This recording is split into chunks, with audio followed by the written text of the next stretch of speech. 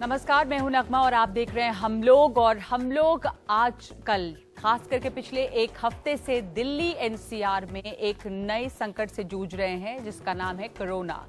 ये novel corona virus को लेकर चिंता बढ़ी हुई है क्योंकि एक एक करके जब मामले एनसीआर में भी सामने आने लगे तो यहाँ पर लोगों में काफी पैनिक फैला। उसको लेकर संदेश बार बार दिए जा रहे हैं कि अब घबराएं नहीं, ये किसी भी आम वायरल इन्फेक्शन की तरह है, उसी तरह का एहतियात बरतें।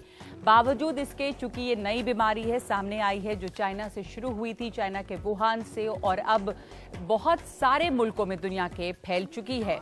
और यहाँ एनसीआर में भी अब इसके 31 मामले कम से कम जिसकी जो सामने आए हैं उसकी पुष्टि हुई है कि ये कोरोना वायरस से इन्फेक्टेड हैं। तो इसके बारे में हम और जानकारी लोगों को जरूर देना चाहेंगे कि आप अगर इससे संक्रमित हैं तो आप कहां जाएं, या नहीं संक्रमित हैं तो क्या एहतियात बरतें, क्योंकि इसको लेकर अफवाहें भी बहुत तरह की फैल रही हैं।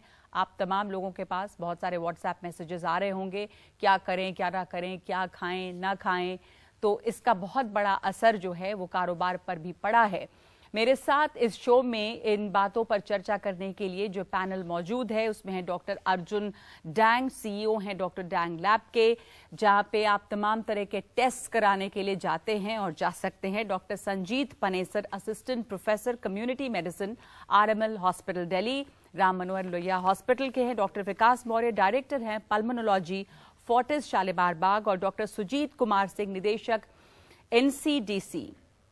तो इन तमाम लोगों से हम बातचीत करेंगे, ये तमाम विशेषज्ञ जानकारी देंगे इस बारे में। और साथ साथ हमारे साथ जुड़ रहे हैं बाबा रामदेव, उनके अपने कुछ टिप्स हैं कि आप किसी भी वायरल इन्फेक्शन से जूझने के लिए कैसे अपनी इम्यूनिटी बढ़ाएं। बहुत बहुत स्वागत है आपका रामदेव जी हमारे शो में, हम लोग में हमारे साथ जुड़ने के लिए। और मैं सबसे पहली बात आपसे ये पूछना चाहती हूँ कि सब लोग जान रहे हैं कि आपको वायरल इन्फेक्शन नहीं होगा। हम तमाम लोगों को, अगर हमारी रोग से लड़ने की क्षमता ज्यादा है, यानी इम्यूनिटी हमारी अगर ज्यादा है, तो किस तरह से लोग अपनी इम्यूनिटी बढ़ाएं, आप उनको क्या टिप्स देंगे, क्या सलाह देंगे?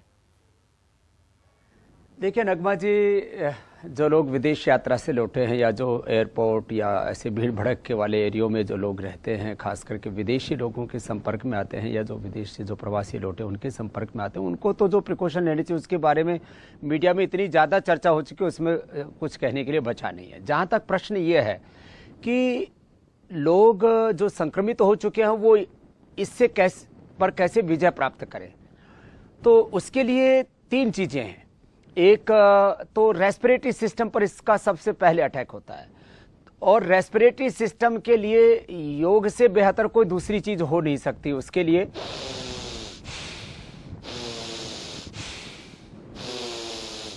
जिसको डीप ब्रीदिंग भस्त्रिका प्राणायाम कहते हैं, इसको करें।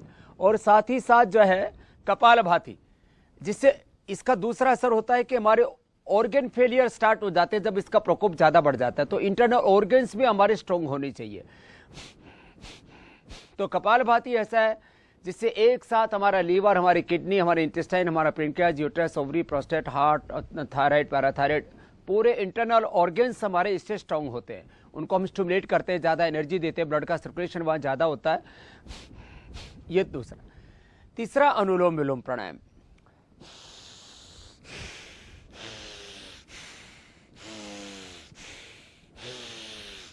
ऑल्टरनेटिवली ब्रीदिंग, इससे हमारी इम्यूनिटी बहुत स्ट्रांग होती है। वैसे तो टोटल प्राणायाम से हमारी इम्यूनिटी स्ट्रांग होती है। जिसकी इम्यूनिटी स्ट्रांग होगी वो इससे लड़ सकेगा। अल्टीमेटली कोई भी वायरस हमारे शरीर में जाता है तो हमारा जो इम्यून सिस्टम वो वही उस वायरस को लड़ करके उसको किल करता है। ये गिलोय है, आम भाषा में इसको कोई गड़ो बोलता है, कहीं अमृतबल्ली, कहीं तिपतिग्गा बोलते हैं, इसको संस्कृत में अमृता भी कहते हैं। तो गिलोय ये एक व्यक्ति के लिए 2 डंडी पर्याप्त है, और यदि पूरी दिन भर पीना है तो 4-5 डंडी ऐसे लेकर के 1 गिलास, क्योंकि जिनको इन्फेक्शन हो चुका है उन लोगों को तो 4-5 बार दिन में पिलाना पड़ेगा। तो 1 किलो पानी में पकाया, इसके अंदर जो है 20-25 पत्ते तुलसी के डाल लिए, 2-1 ग्राम हल्दी, 2-1 ग्राम सौंठ और 8-10 काली मिर्च डाल ली। इसको उबाल करके 1 गिलास पानी बच जाए जब 1 किलो का, तो उसको थोड़ा थोड़ा करके पिला दे। थोड़ा शहद डाल सकते हैं इसके अंदर। तो ये इससे हम ये जो कोरोना वायरस है हम उससे लड़ सकेंगे। उसके लिए ये अभी वैक्सीन तो बनी है लेकिन नहीं बनी है, लेकिन ये एक तरह से वैक्सीनेशन का काम करेगी ये गिलोय। लेकिन आप जो चीजें बता रहे हैं, बहुत सारे लोग हो सकता है उस पर विश्वास ना करें। दूसरी ये कि इन तमाम चीजों से इम्यूनिटी बढ़ाने में क्या समय नहीं लगेगा? कि अगर आप गिलोय पी रहे हैं, कपालभाति, अनुलोम विलोम या भस्त्रिका कर रहे हैं, तो क्या जब आप इस बीमारी के बीचों बीच हैं तो उस वक्त फौरन क्या आप इसे जूझ पाएंगे, या इसको समय लगता है इम्यूनिटी को तो बढ़ने में ना? अगर आप एक समय पे करते रहेंगे या गिलोय पीते रहेंगे तो इम्यूनिटी बढ़ेगी। देखिए नगमा जी, पहली बात तो यह है कि प्राणायाम करने से इंस्टेंट इम्यूनिटी हाई होती है। मैंने इसके साइंटिफिक रिसर्च किए हुए, प्रयोग किया, मैं खुद अपने ऊपर प्रयोग किए हुए। मैंने प्राणायाम करने के पहले और प्राणायाम करने के मात्र 2 घंटे बाद पूरा खुद लैब में बैठ करके मैंने ये ब्रीदिंग एक्सरसाइज की और मैंने देखा WBC काउंट मेरा एकदम से जो एक एक्सट्रीम लेवल पर होना चाहिए, हाई लेवल पर, वो हो गया। तो एक इंस्टेंट बढ़ जाते। तो प्राणायाम करने से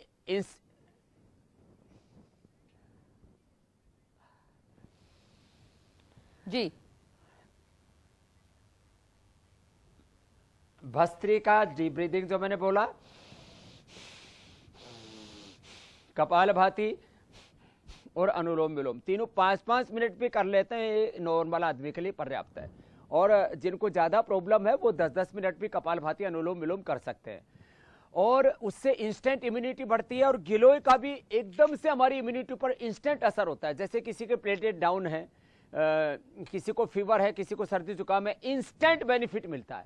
एकदम से फीवर डाउन होगा, सर्दी जुकाम, कफ का एकदम असर कम हो जाएगा। जिनको ज्यादा ही कफ है तो वो गिलोय के साथ साथ में एक हम स्वासारी क्वाथ भी उपलब्ध कराते हैं। और बहुत ज्यादा ज्वर हो तो ज्वरनाशक क्वाथ भी काढ़े या जड़ बूटियां, इनमें किसी तरह का कोई कॉम्प्लिकेशन नहीं है। जो आप बता रहे थे कि जो है जिनको गिलोय नहीं मिलता है तो उनके लिए हमने गिलोय का काढ़ा भी दे रखा है। ये गिलोय की गोलियां भी हम देते हैं, छोटे बच्चे 1-1 और बड़े 2-2 गोली 2 से 3 बार खा सकते हैं। जिनको नहीं हुआ वो भी अपनी इम्यूनिटी बढ़ाने के लिए यदि 5-7 दिन भी लगातार प्रयोग करते हैं तो जिन परिवारों में विदेश यात्रा से लोग लौटे हैं, कई बार 5-7 दिन 10 दिन के बाद भी इसके लक्षण उभर करके आ जाते हैं। यदि थोड़ा वायरस अंदर गया तो उसको डेवलप होने में टाइम लग जाता है। तो ऐसे में जिन लोगों के यहाँ इन्फेक्टेड लोग हैं वो तो जरूर गिलोय खाएं 2-2 गोली। जो गिलोय की गोली के साथ साथ हमने गिलोय का ये काढ़ा भी बनाया भी उपलब्ध करा रखा है। तो ये सारी सुविधाएं हमने अपने पतंजलि के केंद्रों पर लोगों को उपलब्ध कराई और इसका मैंने हजारों लाखों लोगों पर गिलोय का प्रयोग किया है। तो मैं इससे पूरी तरह से आश्वस्त हूं कि हम इस कोरोना से लड़ सकते हैं गिलोय के द्वारा और प्राणायाम के द्वारा। ठीक है, तो आपने ये जानकारी दी कि जिन लोगों को गिलोय के बारे में नहीं पता है, कहाँ मिलता है, क्या होती है ये चीज़, उनके लिए आपने कैप्सूल्स बनाए हैं, टैबलेट्स बनाए हैं, ये तमाम कितना खाएं कितना पिएं, ये तमाम चीज़, कुछ और किस तरह के खाने से इम्यूनिटी बढ़ती है, यानी कि ये दवा वगैरह तो अलग है, पर जो खाना पीना खाते हैं उनमें किस तरह की परहेज करें या क्या चीज़ें खानी चाहिए इस तरह के मौसम में? वैसे ही लोगों को बहुत बीमारियां हो रही हैं बदलते हुए मौसम में। देखिए ये कोरोना जो वायरस है ऐसे हवा से तो उड़ के आता नहीं। तो एक तो ये भी गलतफहमी लोग पालना बंद कर दे कि लोग, करोड़ों लोग गांव के भी पैनिक हो गए कि हमको तो कहीं कोरोना नहीं हो जाएगा। तो ये कहीं हवा में से उड़ करके आकर के होने वाली कोई बीमारी नहीं है। जो इन्फेक्टेड व्यक्ति हैं उनसे लगभग 3 फीट की दूरी तक इसके वायरस का असर होता है। जब वो छींकते हैं या खांसते हैं, कुछ भी करते हैं, या उनके सांस के माध्यम से भी, और वो हमारे मुख से, नाक से और आंख से वो हमारे बॉडी में एंटर कर सकता है वायरस। तो ऐसे लोग, तो इससे एक बात तो ये मैं कहना चाहता हूं कि किसी तरह से कोई आतंकित होने की कोई बात नहीं है। लेकिन इसका जो वायरस है वो पशुओं से आया है। तो इसलिए यदि अभी मैं तो कभी खाता नहीं, लेकिन जो खाते भी है मांसाहार, यदि थोड़े दिन वो शाकाहारी हो जाए तो अच्छी बात है। तो उससे अपने आप को ज़्यादा प्रोटेक्ट कर पाएंगे। जितने भी फ्रूट्स हैं, वेजिटेबल्स हैं, स्प्राउट्स हैं, इन चीज़ों का प्रयोग करते हैं तो ये आपकी मदद करेंगे आपकी इम्यूनिटी को बढ़ाने में, आपको कोरोना से बचाने में। और क्या आप एडवाइस करेंगे लोगों को, क्योंकि इस समय पूरे भारत में ही, खासकर जिन शहरों में हुआ है, केरल में हुआ था, कंटेन कर लिया गया, दिल्ली NCR में फैला है अभी, तो लोगों में एक घबराहट है। तो आप लोगों को क्या बताना चाहेंगे? और गिलोय का सेवन जरूर करें। तो आप इसके होने के बाद भी आप इसके ऊपर विजय प्राप्त कर सकते हो। इससे होने से अपने आप को बचा सकते हो और अपने घर में हाइजीन का ध्यान रखें। बाकी जो लोग बाकी प्रिकॉशंस जो बार बार बताए जा रहे हैं उनका भी ध्यान रखें और हम जैसे लोग हैं, हम तो थोड़े ट्रेडिशनल भी है, तो हम तो हवन करने में भी विश्वास रखते हैं कि गाय का घी, गुग्गल, कुछ ऐसी औषधियाँ है। जब आप मेरे पीछे देख रहे हो तो हम रोज हवन भी करते हैं। तो जो लोग जहाँ ज्यादा संभावना है तो वहाँ लोग हवन भी कर सकते हैं, गाय का घी का दिया जला सकते हैं। इस तरह की चीजें भी जो करना चाहें परंपरागत रूप से कर सकते हैं। तो आप सफाई की, हाइजीन की बात कर रहे हैं, पर जब आप हवन की बात करते हैं, लोग अगर हवन करने लगे, इसमें पहले ही ब्रीदिंग प्रॉब्लम हो रही है, सांस फूलती है लोगों की, उससे धुआं होगा, आपको नहीं लगता कि उससे और मुश्किल होगी फिर? तो ऐसे में आप हवन करने का एडवाइस देना चाहेंगे लोगों को? ना, ब्रीदिंग प्रॉब्लम दूर होती है। अस्थमा में यदि गाय के घी का हवन करते हैं और उसमें गुग्गल डालते हैं तो वो तो उनके फेफड़े के जो कफ को क्लीन करता है और उनके फेफड़ों की इम्यूनिटी को बढ़ाता है। तो जो लोग हवन के नाम पर जो धुआं धक्कड़ करते रहते हैं, मैं उनके बारे में कोई बात नहीं कर रहा हूं। मैं तो साइंटिफिक हवन की बात कर रहा हूं, जिसमें गाय का घी और गुग्गल और कुछ ऐसे जैसे गिलोय, नीम, इस तरह की औषधियां उसके अंदर डाले जाते हैं। तो वो हर धुआं एक जैसा नहीं होता, दूध एक जैसा नहीं होता। गाय का, भैंस का, बकरी का दूध भी अलग होता है। कोई आंकड़े का दूध पियागा तो मर ही जाएगा।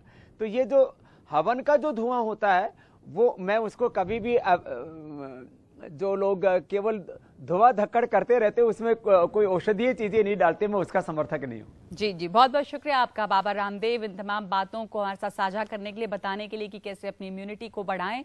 और अब हमारे साथ जो पैनल जुड़ा है डॉक्टर्स का, हम उनसे बातचीत करेंगे। सबसे पहले मैं डॉक्टर सुजीत कुमार सिंह, जो निदेशक हैं एनसीडीसी के, उनसे पूछना चाहूंगी। आपने सुना बाबा रामदेव को, वो अपने हिसाब से बता रहे हैं कि कैसे क्या इम्यूनिटी बढ़ाएं, पर अभी जो ग्राउंड सिचुएशन है उसमें सबसे अहम है कि अभी भी लोगों में एक असमंजस सा होता है कि अगर कोई संक्रमित है, कोई इन्फेक्टेड है, तो वो कहाँ जाए, किन नंबर्स पे फोन करे, किन अस्पतालों में जाए। तो पहले आप ये जानकारी दे दीजिए। देखिए, मैं पहले तो आपको ये करेक्ट करना चाहूँगा कि आपने जो कहा 31 मामले दिल्ली एनसीआर में हैं, तो ऐसा नहीं है कि पूरे 31 मामले दिल्ली एनसीआर में हैं। कुल मिलाकर, हाँ जी हाँ, कुल मिलाकर भारतवर्ष में है ये, जिसमें से कि 16 हमारे जो बाहर के आए हुए प्रतिनिधि हैं, जिसमें कि इटालियंस हैं।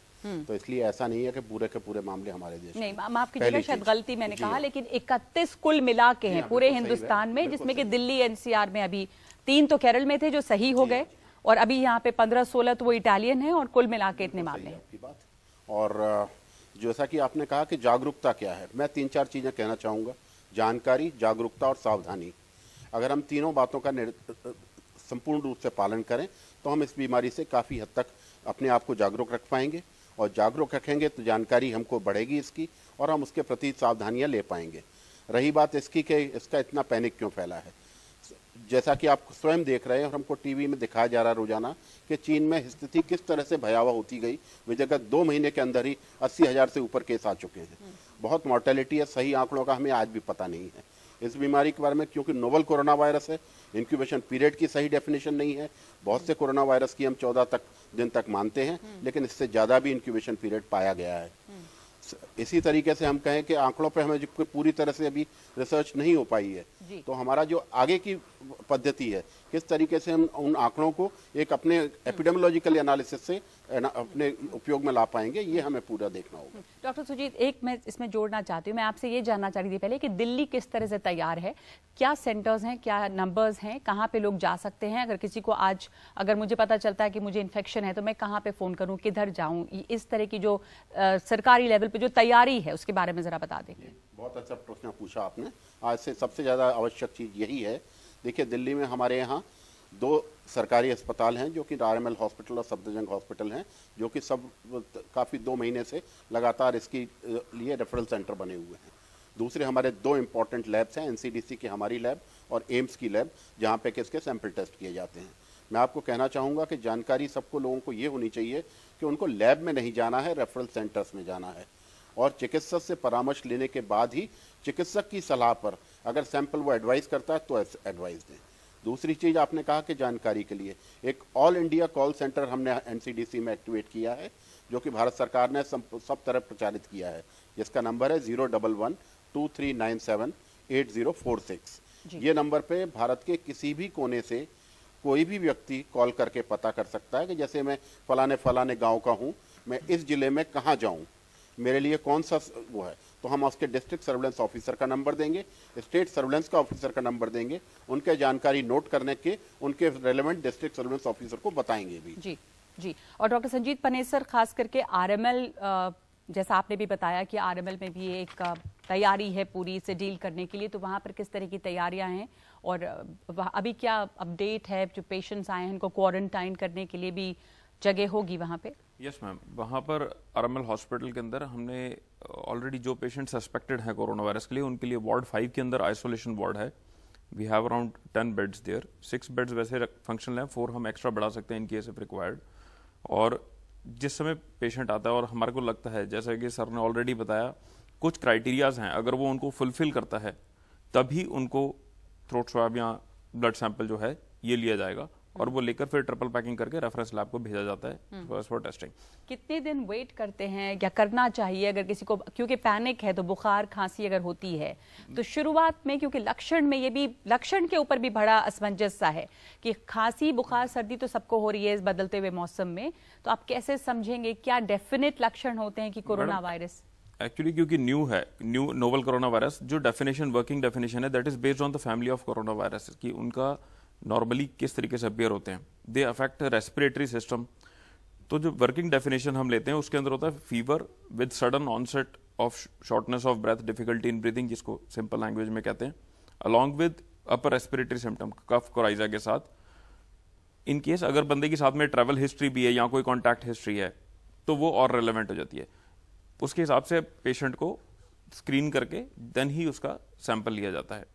यूजुअली ये टाइम पीरियड, जैसे इंक्यूबेशन पीरियड की सर ने बताया, see research is following whatever is occurring, it's a new thing, तो चीजें अपडेट हो रही हैं। अभी तक जो इंक्यूबेशन पीरियड वो हमारे को लगता है 2 to 14 days, it's a range, but median value around 5 to 6 days भी कंसिडर करते हैं कि मेजॉरिटी लोग हफ्ता 10 दिन के अंदर प्रेजेंट कर रहे हैं। जी जी। डॉक्टर अर्जुन डांग, आप डांग लेबोरेटरीज सबसे ज़्यादा मशहूर है यहाँ पर। हम टेस्टिंग की बात करें तो वहाँ पे इस तरह की प्राइवेट लेबोरेटरीज में भी अब टेस्टिंग की सुविधा है जहाँ पे ये टेस्टिंग हो रही है, लोग आ सकते हैं? और अभी प्राइवेट लैब्स ने सरकार ने प्राइवेट लैब्स को परमिशन नहीं दी है जी। और अभी जैसे बताया हमारे फेलो पैनलिस्ट ने कि अभी जैसे दिल्ली में आरएमएल एंड सफ्दरजंग है एंड एम्स में एंड एनसीडीसी में टेस्टिंग हो रही है एंड पिछले 24 घंटे में ही सरकार ने ये जो नंबर है पूरे इंडिया में, इसको 50+ टेस्टिंग लेबोरेटरीज कर दी हैं, 50 से ज़्यादा कलेक्शन पॉइंट्स भी कर दिए हैं।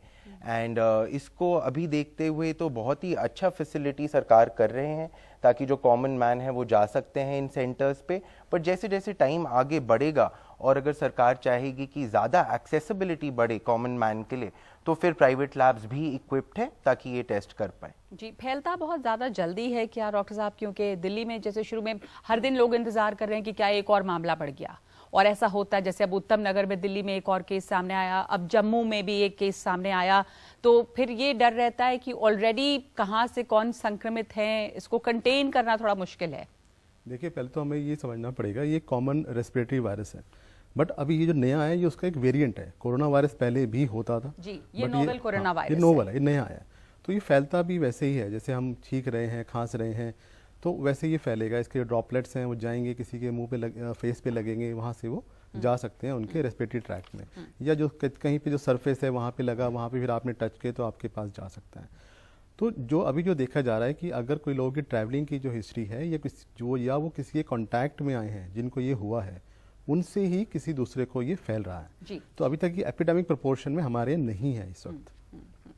ये यहाँ अच्छी बात है कि एपिडेमिक प्रोपोर्शन में भी नहीं है, बल्कि केरल में जो 3 केसेस हुए थे उनको वहाँ पर बहुत अच्छी तरह से हैंडल किया गया। वो तीनों लोग ठीक हो गए, वापस चले गए और उससे ज़्यादा बढ़ा नहीं, वो फैला नहीं। एक ब्रेक लेंगे हम लोग में और उसके बाद लौटेंगे। प्रिकॉशंस क्या ज़रूरी हैं, इलाज किस तरह का होता है, या आप तमाम लोगों के जो और सवाल हैं उसको भी हम इस सेगमेंट में, आगे के सेगमेंट में पूछेंगे एक ब्रेक के बाद।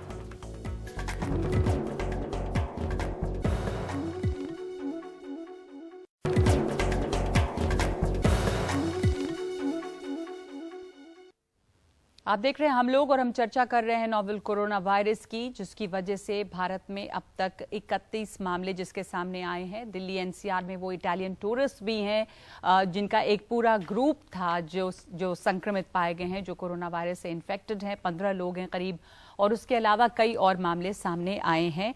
लेकिन लोगों में जो पैनिक है उसमें हम ये बताने की कोशिश कर रहे हैं कि बहुत ज़्यादा डरने की ज़रूरत इसलिए नहीं है क्योंकि ये भी किसी और वायरल इन्फेक्शन की तरह ही है। एहतियात बरतना इसके लिए ज़रूरी है। और हमारे साथ डॉक्टर्स की पैनल है जो इस पर आपके तमाम डाउट्स को, संशय को दूर कर रहे हैं। डॉक्टर सुजीत कुमार सिंह से मैं ये जानना चाहती हूँ कि इसका सैंपल टेस्ट जो कलेक्शन होता है वो किस तरह होता है, या गवर्नमेंट से क्या उम्मीदें हैं लोगों की, गवर्नमेंट इसमें किस तरह डील करे? क्योंकि मैसेजेस, अब तो फोन आप किसी को लगाइए तो मैसेज सुनाई देता है, खांसी की आवाज आती है और बोलते हैं कि आप कोरोना वायरस से कैसे बचे, पर उसके आगे क्या?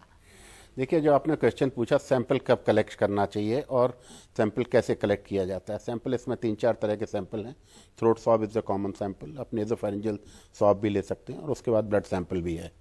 तो जहाँ तक सैंपल की बात है, ये मेरा सबसे निवेदन है कि सैंपल कलेक्शन हमको क्लिनिशियन पर छोड़ना चाहिए। लेट क्लिनिशियन एग्जामिन, और अगर वो फिट पाता है तो आपका सैंपल लेगा। दूसरी मोस्ट इंपॉर्टेंट बात है जो अभी चल रही थी कि ये नोवल कोरोना वायरस है, ये पहली बार हमारे देश में आया है, तो सिर्फ 2 ही तरीकों से आ सकता है आपके शरीर में। नंबर 1, जो ट्रैवलर बाहर से वायरस लेके आया हो, इंक्यूबेशन पीरियड के दौरान हमारे देश के अंदर आ गया, और उससे इंक्यूबेशन पीरियड जैसे ही उसका फ्लेयर अप होता है, 2 से 14 दिन के पीरियड, जैसे डॉक्टर साहब ने भी बताया, उस दौरान आपको सिम्टम डेवलप हुए, आपका वायरस एक्सक्रीशन बढ़ा, उस दौरान आप टेस्ट करेंगे तो आप पॉजिटिव पाएंगे। तो वायरस एक्सक्रीशन जो होता है 2 प्रकार का होता है। एक तो एयरबॉर्न इन्फेक्शन है नॉर्मल, तो आप अगर हम उसके, जैसा कि अभी रामदेव जी भी बता रहे थे, मतलब ये सबको जानकारी है आज की तारीख में कि 1 मीटर तक का सेफ डिस्टेंस है, उससे ज़्यादा हम डिस्टेंस रखेंगे तो हम अच्छे बचाव के लिए जरूरी रहेगा। दूसरा इंपॉर्टेंट बात है, जैसे अगर आपके जो ड्रॉपलेट से जो वायरस आया वो किसी हार्ड सरफेस पे, सॉफ्ट सरफेस पे, लिनन पे या किसी और चीज़ पे सेटल हो गया, वो वायरस की लाइफ होती है वहाँ पर 8 से 9 घंटे तक वो वायरस हार्ड सरफेस पे रह सकता है, मतलब टेबल पे, लैपटॉप पे, चेयर पे, कपड़ों पे ऐसे। तो यही एक सबसे बड़ा कारण है जिससे कि, क्योंकि it's a heavy virus, it's not a normal influenza virus type का नहीं है, जिससे कि इसका मोड, तो ये सेटल होने की ज़्यादा संभावना है। तो हमको इन जगह से इसलिए हमको कहना पड़ता है कि हाइजीन का आप समुचित ध्यान रखें, अपने हाथ को बार बार धोएं, अल्कोहल रब कोई बहुत ज़्यादा जरूरी नहीं है। 2 चीज़ें जरूर कहना चाहूँगा, मास्क और अल्कोहल रब, इसका बहुत ज़्यादा पैनिक हो रखा है और इससे मार्केट में ब्लैक मार्केटिंग बढ़ रही है, शॉर्टेज बढ़ रही है। तो मास्क उनको ही पहनना आवश्यक है जिनको रिकमेंड किया जाए।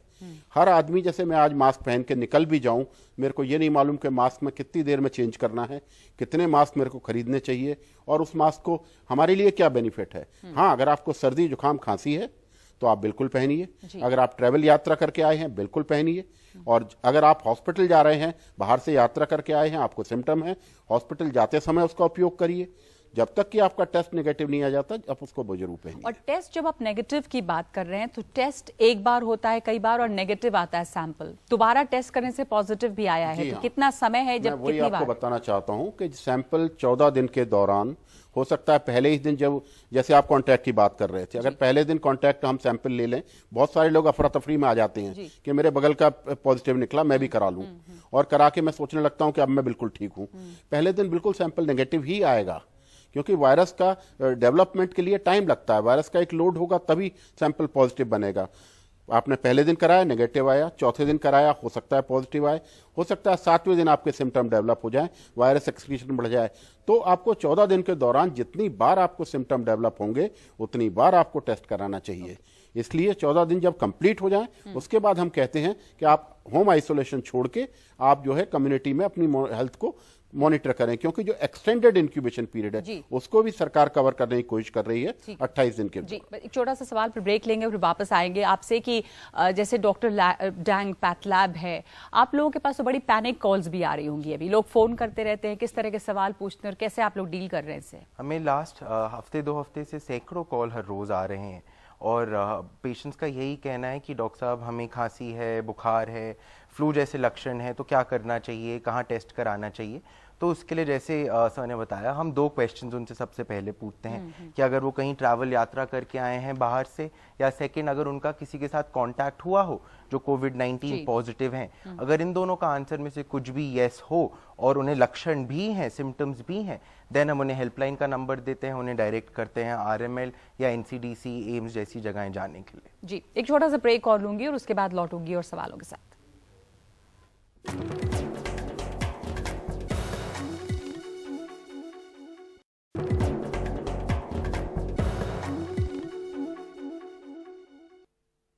नोवेल कोरोना वायरस से कैसे बचें, क्या सावधानियां बरतें और उसके क्या सिम्टम्स होते हैं, इन पर हम चर्चा कर रहे हैं। और सवाल लेना चाहूंगी मैं, आपका कोई सवाल था इस पर? सर एक्चुअली मेरा क्वेश्चन ये है कि बीइंग अ कॉलेज स्टूडेंट हमें डेली कॉलेज के लिए ट्रैवल करना पड़ता है, एज वेल एज हमें मेट्रो में भी जाना पड़ता है, और अभी मतलब कि सैनिटाइजर्स एंड मास्क की नॉन अवेलेबिलिटी है, तो ऐसे में हम अपने आप को कैसे प्रिवेंट कर सके, बचा सके एंड एज वेल एज कि should we go to colleges और should we stay at home, which one is more preferred? नहीं, इसमें देखिए पहले तो हमें ये ध्यान रखना है कि हमें हेल्दी लोगों को, जो हेल्दी लोग हैं उनको मास्क लगाने की जरूरत नहीं है। ये अभी भी हम ये कह रहे हैं, अगर आपको कोई सिम्टम है, खांसी है, ये छींके हैं या कोई रेस्पिरेटरी सिम्टम है, तो भी आपको मास्क लगाना है। और दूसरा, जैसे कि अभी बात हो रही थी कि अगर किसी को सिम्टम है तो उससे कम से कम 3 फुट आप दूरी बना के रखें। और दूसरा ये है कि अपने हाथ सैनिटाइज करें। कॉलेज जाएं कि घर बैठे? कॉलेज तो जाना चाहिए, कॉलेज जाना है, जरूर जाना है, कॉलेज जरूर जाना है। ऐसा नहीं कि सब कुछ बंद करके बैठ सकते, छोटे बच्चों के स्कूलों वैसे बंद कर देंगे। आपका सवाल क्या है? जी सर, दक्षिणी दिल्ली के एक सांसद हैं, उन्होंने कहा है कि आदाब करने से जो रेज होती है वो मुंह के अंदर आती है, तो ये तो खैर बेतुकी बात है। मेरे ख्याल से किसी डॉक्टर के पास इसका जवाब नहीं होगा, ये सिर्फ पॉलिटिशियंस जवाब दे सकते हैं। मैं वही पूछना चाहता हूं। कोई आपके पास आपका सवाल है? सर जैसे हम देख रहे हैं कि व्हाट्सएप या फेसबुक वगैरह पे कई बार आ रहा है कि आप अगर ये उपचार करोगे तो आप कोरोना वायरस से दूर रहोगे, तो ऐसे में हमें क्या करना चाहिए कि लोग फेक न्यूज को माने नहीं तो ज्यादा? अब डीएम का भी ऑर्डर आ गया था कम से कम उत्तर प्रदेश में कि ये गैंगस्टर एक्ट लगा देंगे अगर आप फेक न्यूज फैलाएं। लेकिन जो खाने पीने को लेकर उससे मैं सवाल पूछना चाहती हूँ, आप में से कोई भी जवाब दे सके कि चिकन इंडस्ट्री पे बहुत नुकसान हुआ है, 60,000 करोड़ का। चिकन ना खाएं, नॉन वेजिटेरियन खाना ना खाएं, इसमें कितनी सच्चाई है? बिल्कुल भी नहीं है इसमें सच्चाई। और मैं आपको फिर से आश्वस्त करना चाहूंगा, किसी भी तरीके के चिकन को अच्छी तरह से पका के, चाहे चिकन हो, चाहे फिश हो, चाहे कोई और का हो, कोई उसमें खतरे की बात नहीं है। लेकिन ईटिंग आउट में क्योंकि आप कंट्रोल नहीं कर पाएंगे, रेस्टोरेंट्स में बाहर जाकर, उसमें क्या सावधानी बरतने की जरूरत है? उसके लिए मैम ये कहूंगा कि आप एक्सपेरिमेंट ना करें। जहां पर आपको पता है कि यहाँ पर खाना आप पहले भी लेते हैं या खाते हैं एंड इट इज, बीमार नहीं होते आप वहां का खाना खा के, जहां पता आपको it's cooked meal, it is nicely cooked, तो वहां पर ही खाएं।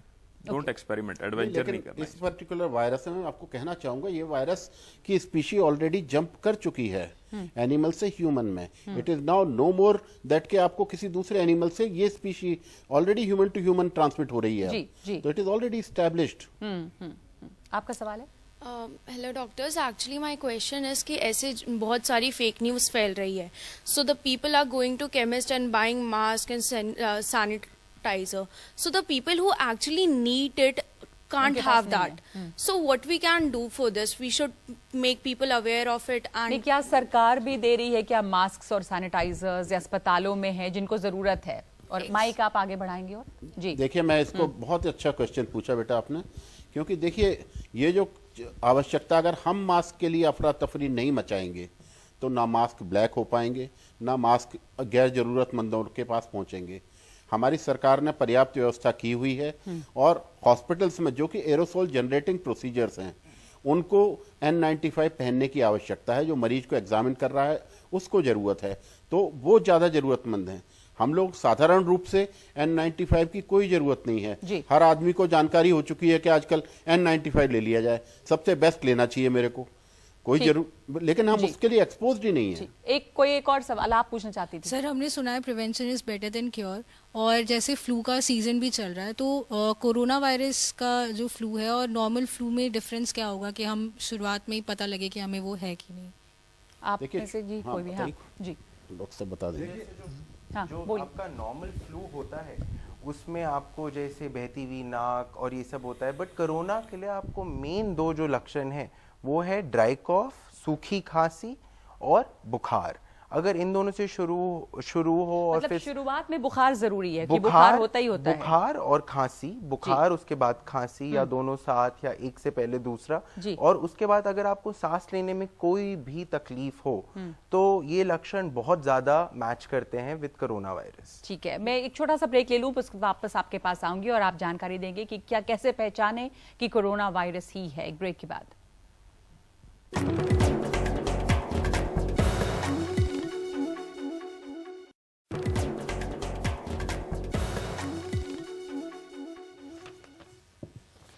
नोवेल कोरोना वायरस पे हम चर्चा कर रहे हैं और इस आखिरी हिस्से में मैं जानना चाहूंगी कि इसकी प्रिवेंशन और वर्किंग डेफिनेशन पे हम बात कर रहे थे, कैसे पहचानें और कैसे रोकथाम करें। जी, ब्रेक से पहले मैं इसके लक्षण के बारे में बता रहा था। उन लक्षण के साथ वही विदेश यात्रा या कांटेक्ट हिस्ट्री भी बहुत ज़रूरी है इन लक्षण के साथ।